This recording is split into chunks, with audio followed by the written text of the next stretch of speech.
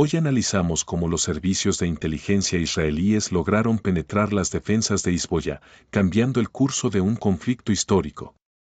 Acompáñanos mientras desglosamos las operaciones encubiertas y el impacto estratégico que ha tenido esta infiltración en las tensiones entre Israel y el Líbano.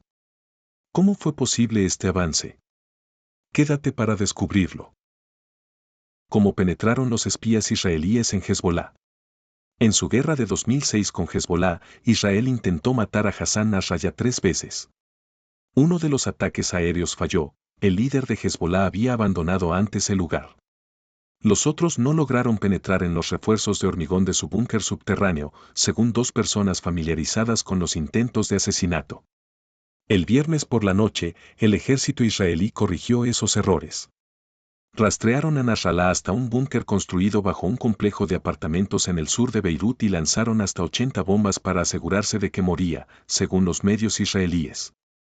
Alcanzaremos a todos, en todas partes, se jactó el piloto del avión de combate F-15 y que, según el ejército israelí, lanzó la carga letal, destruyendo al menos 4 edificios residenciales.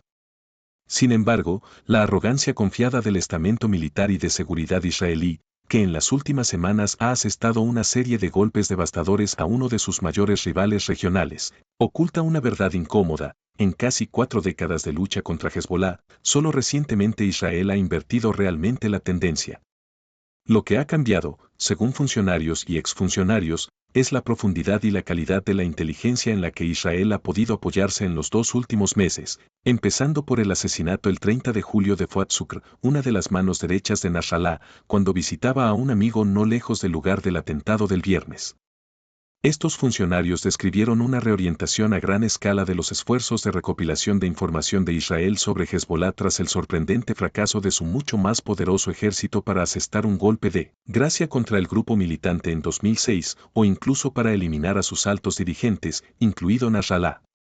Durante las 2 décadas siguientes, la sofisticada Unidad 8200 de Inteligencia de Señales de Israel y su Dirección de Inteligencia Militar, denominada Aman, extrajeron enormes cantidades de datos para trazar el mapa de la milicia de rápido crecimiento en la Arena del Norte de Israel. Miri Eisin, ex oficial de inteligencia de alto rango, dijo que eso requería un cambio fundamental en la forma en que Israel veía a Hezbolá, un movimiento guerrillero libanés que había minado la voluntad y la resistencia de Israel en el atolladero de sus 18 años de ocupación del sur del Líbano. Para Israel aquello terminó en 2000 en una retirada ignominiosa, acompañada de una pérdida significativa de recopilación de inteligencia.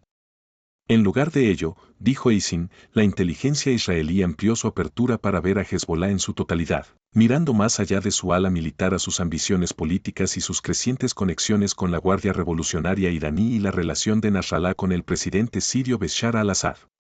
Hay que definir, en ese sentido, exactamente lo que se busca, dijo. Ese es el mayor reto, y si se hace bien, te permite contemplar esto en toda su complejidad, ver el cuadro completo.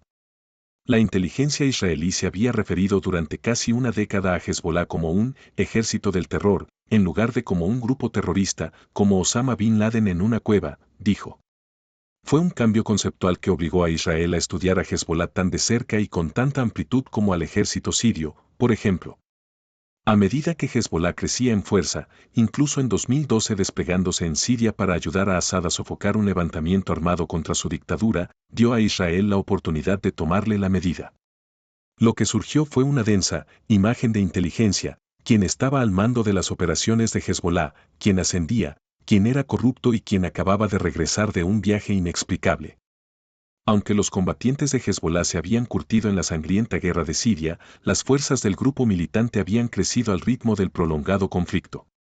Ese reclutamiento también los hizo más vulnerables a los espías israelíes que colocaban agentes o buscaban posibles desertores. Siria fue el comienzo de la expansión de Hezbolá, afirma Randa Slem, directora de programas del Middle East Institute de Washington. Eso debilitó sus mecanismos de control interno y abrió la puerta a la infiltración a gran escala. La guerra en Siria también creó una fuente de datos, muchos de ellos a disposición del público para que los espías de Israel y sus algoritmos los digirieran.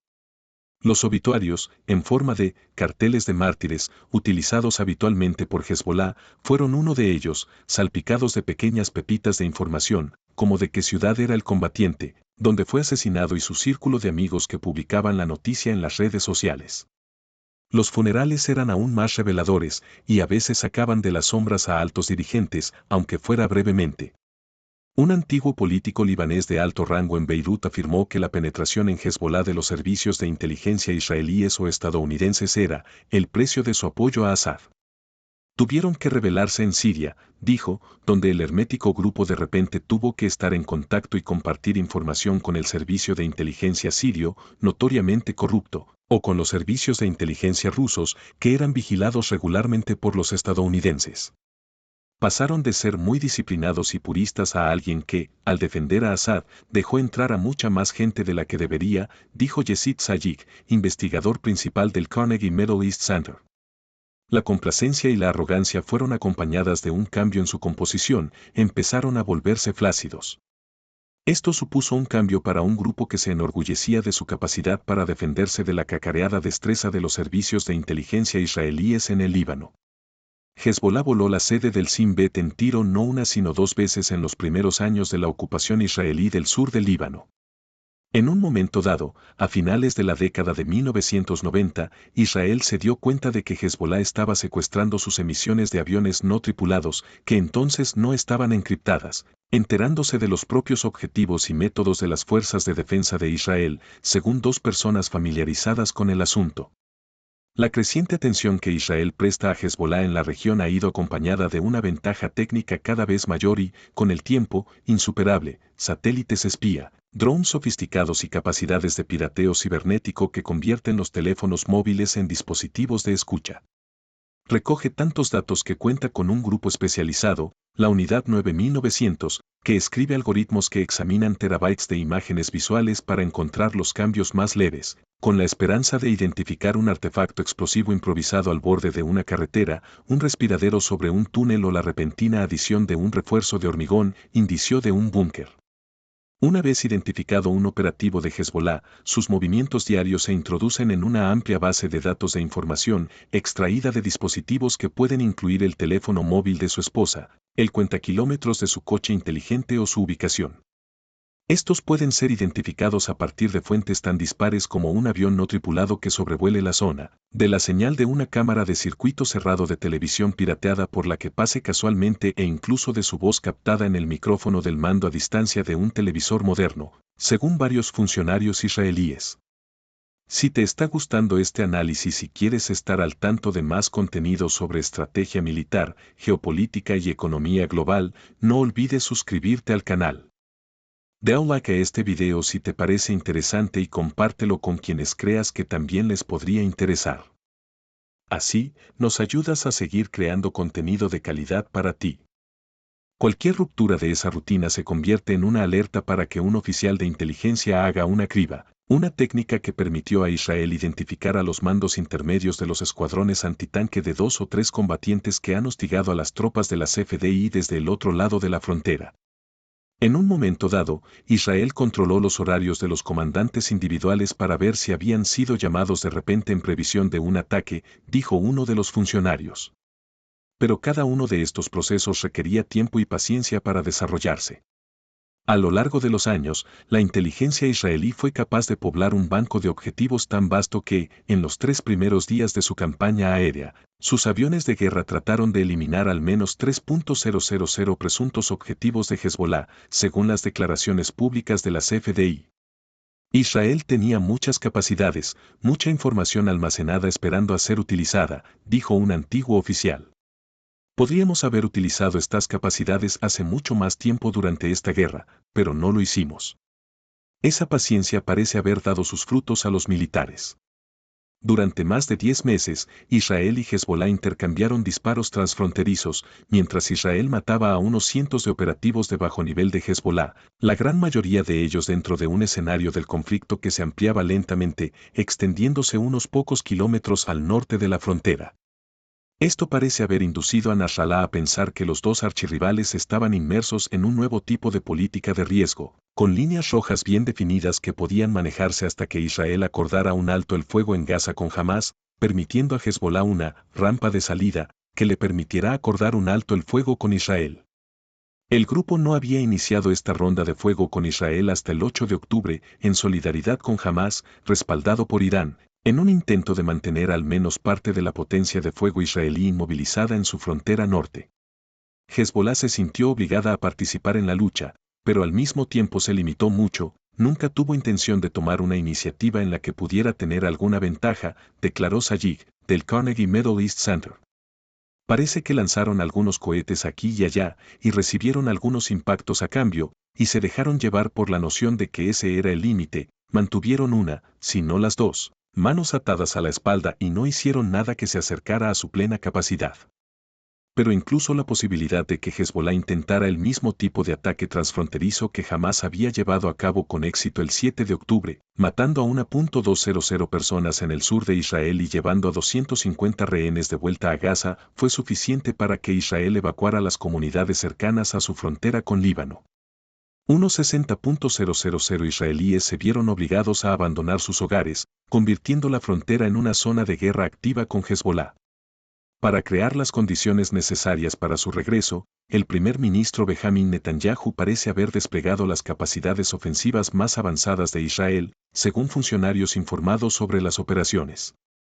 Eso incluyó la detonación sin precedentes de miles de localizadores con trampas explosivas hace 2 semanas, hiriendo a miles de miembros de Hezbolá con los mismos dispositivos que habían pensado que les ayudarían a evitar la vigilancia de Israel.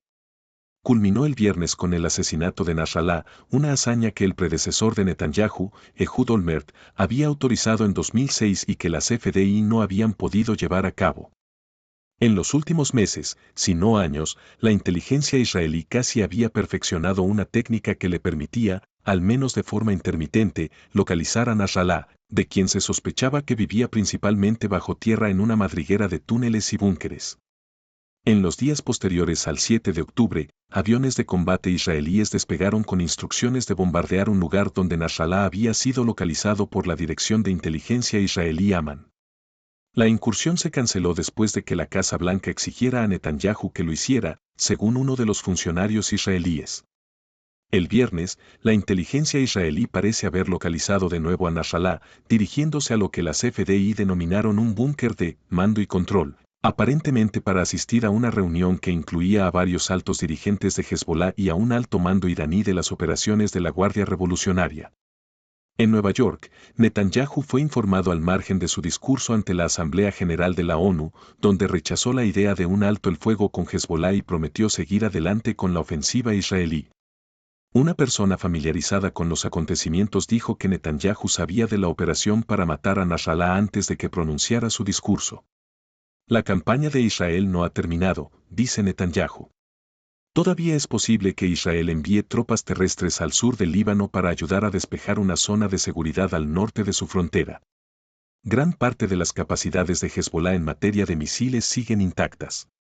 Hezbolá no ha desaparecido en los últimos 10 días, les hemos dañado y degradado y se encuentran en una fase de caos y luto, afirmó Eisin, ex alto cargo de los servicios de inteligencia. Pero siguen teniendo muchas capacidades que son muy amenazadoras. Y hasta aquí el análisis de hoy. Me encantaría saber tu opinión. ¿Crees que este tipo de infiltración cambiará la dinámica en Medio Oriente? Déjame tu comentario aquí abajo, estaré leyendo y respondiendo.